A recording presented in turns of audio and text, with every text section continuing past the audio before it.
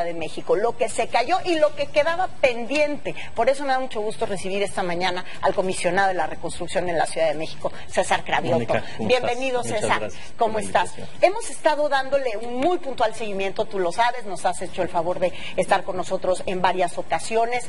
No está fácil, no es barato, porque además no nada más se trata de reconstruir la ciudad, sino de reordenar un sistema de reconstrucción que funcionaba muy más o menos, ¿no? Así es, menos que más. Así es, nos encontramos con una reconstrucción muy enredada, con muy poco avance después de 15 meses del sismo. De hecho, ni siquiera los datos eran los correctos. Había 7,000 viviendas registradas como afectadas. Cuando nosotros hicimos el censo, creció a 17,700, o sea, había 10,000 familias damnificadas, invisibilizadas. ¿El censo que ustedes hicieron partió de cero? ¿A partir de esta administración se realizó un censo que partiera de cero nuevamente? Bueno, partió digamos que hicimos un rompecabezas con toda la información que se tenía. Y fuimos a las colonias más afectadas y fuimos levantando el censo para determinar cuánta gente no estaba registrada, y nos encontramos con más de 10,000 viviendas, más de 10,000 familias que no estaban siquiera en la plataforma del gobierno anterior. Claro. Ahora, ¿cómo se atiende el nuevo mapa de construcción o de reconstrucción? Porque muchas veces la reconstrucción se puede entender como que voy a agarrar el mismo edificio y lo voy a reconstruir, cuando lo que hay que hacer es no construir nuevamente ahí y moverse en la ubicación de los lugares. ¿Cómo se ha atendido este nuevo mapa de construcción?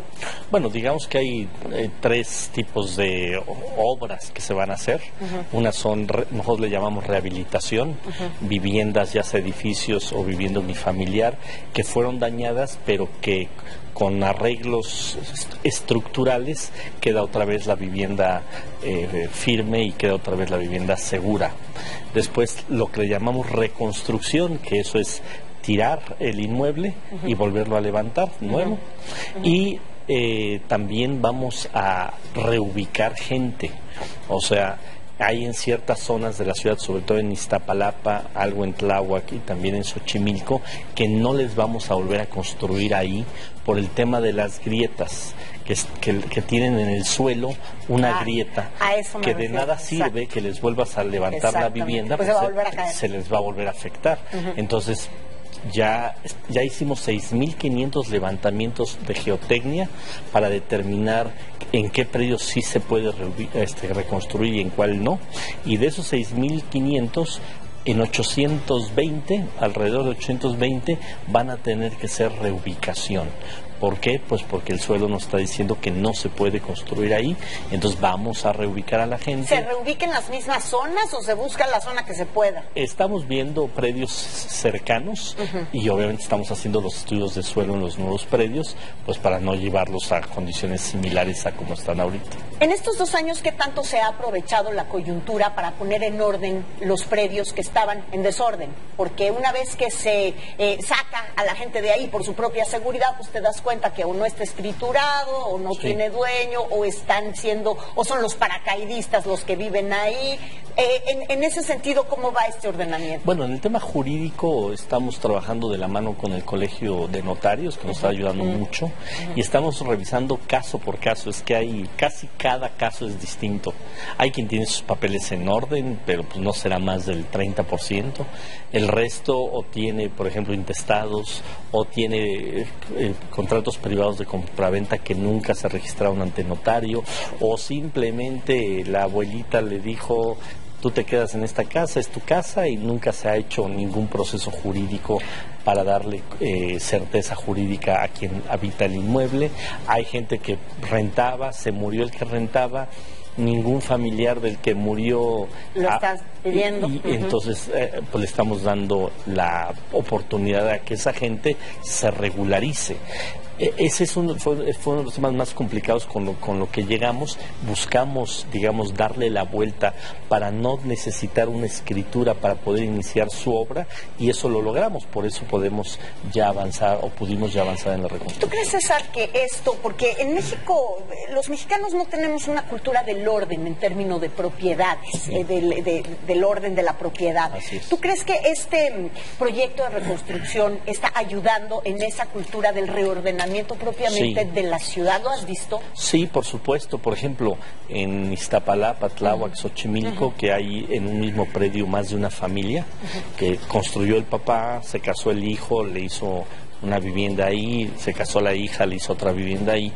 El plan de reconstrucción sí permite que si las 3 casas fueron afectadas, poder hacerle las 3 casas, pero se tendría que hacer un condominio familiar, que es esta figura que no le voy a construir a una misma familia, no le vuelvo a construir al señor, al papá, sino le voy a construir a las 3 familias y ya cada familia va a tener la propiedad de su inmueble. Eso es una muy buena manera de ayudarles a todos los damnificados. Hoy, por ejemplo, todas las exenciones fiscales para los damnificados, todos los impuestos locales están exentos. Entonces, hiciste 3 contratos privados de compraventa, si ese inmueble tiene 3 contratos privados de compraventa y ninguno de ellos se escrituró, hoy es cuando lo pueden hacer porque no van a pagar impuestos locales. Detractores no ha tenido pocos proyecto de reconstrucción. El diálogo, las mesas de diálogo pues han sido muchas, sin embargo pues ahí siguen los reclamos de algunos grupos. ¿Cómo van con eso? Bueno, primero entendemos la opinión de todos, no compartimos necesariamente su punto de vista de todos. ¿Por qué? Porque el tema de la reconstrucción, nosotros decimos, bueno, llevamos 9 meses en el gobierno de la ciudad y desde nuestro punto de vista hemos avanzado conforme al programa que nos planteamos. Pero los damnificados cuentan, obviamente, desde el 19 de septiembre del 2017. Para ellos ya van 2 años que están fuera de su vivienda. Entonces, bueno, insisto, tomamos nosotros la reconstrucción 15 meses después del sismo, con muy poco avance. Y en estos 9 meses hemos avanzado. Yo te podría decir que la instrucción de la doctora Claudia Sheinbaum es que atendamos a todos, que a todos les resolvamos. No se pueden hacer 20,000 viviendas en 9 meses, pero tenemos un programa muy claro de trabajo. Hoy ya tenemos intervenidas 3,000 viviendas unifamiliares y más de 140 edificios. Hoy ya entregamos 430 viviendas unifamiliares, ya 40 edificios ya están terminados sus obras de rehabilitación o de reconstrucción. La idea es que para diciembre este número de viviendas unifamiliares llegue alrededor de las 7,000 y alrededor de 200 edificios ya intervenidos. El plan es que para el 2020 tengamos resuelta toda la vivienda unifamiliar. Toda la vivienda unifamiliar en el 2020. Pues en el 2020 nos volvemos a ver aquí para ver si es cierto. En el 2020 los edificios que no iniciamos este año se inician en el 2020 y los últimos damnificados regresarían en el 4º aniversario del sismo. O sea, nosotros para el 4º aniversario del sismo ya todos los damnificados de la Ciudad de México ya tienen que haber regresado a su casa.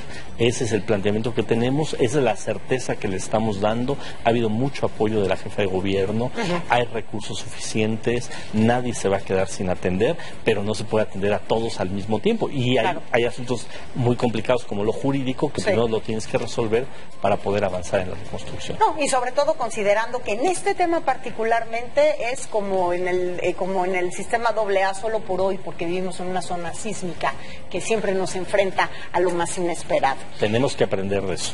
Todos tenemos que cuidar nuestras edificaciones. Así es. Gracias, César Gaviota, por estar con nosotros esta mañana, el comisionado para la reconstrucción de la Ciudad de México.